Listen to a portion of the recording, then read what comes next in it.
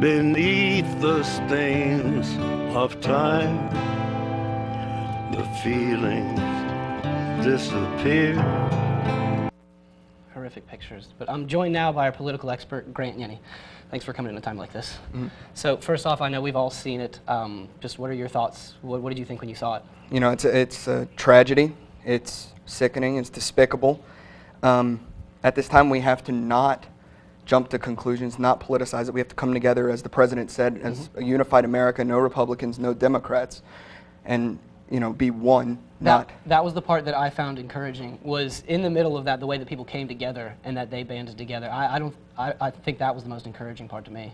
Absolutely. The majority of the people did come together as one and do what they needed to do. You had heroes risking their lives, going straight into the rubble before the second bomb even went off. Real heroes, that's in the video. To pull rubble off the people who the first bomb affected.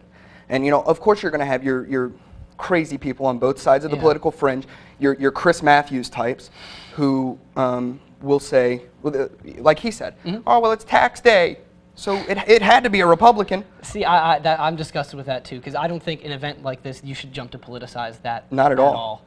And I just was going to say, I got some interesting perspective from one of my sisters who said that in international perspective, also, you said an earthquake went off, killing about 30 in Iran and Pakistan. There's also a bomb that went off in Iraq, 30 dead there. These things happen, just not in America.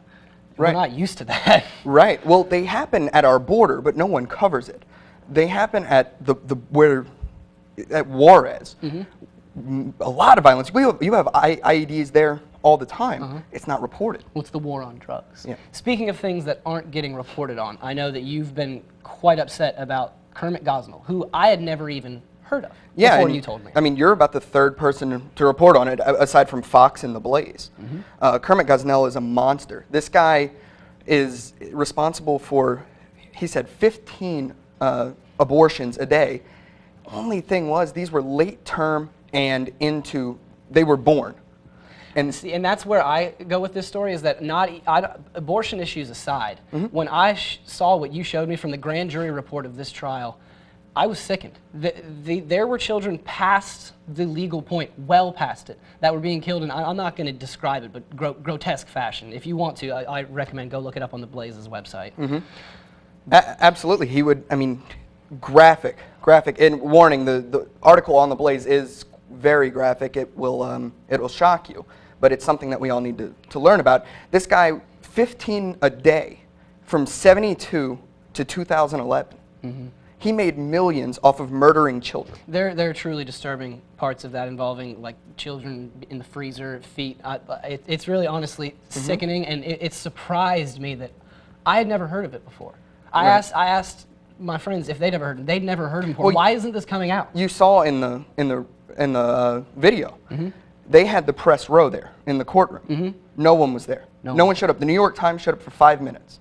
5 minutes? 5 minutes. New York Times showed up. Everyone else bailed on it. Washington Post said, well, we can't cover everything.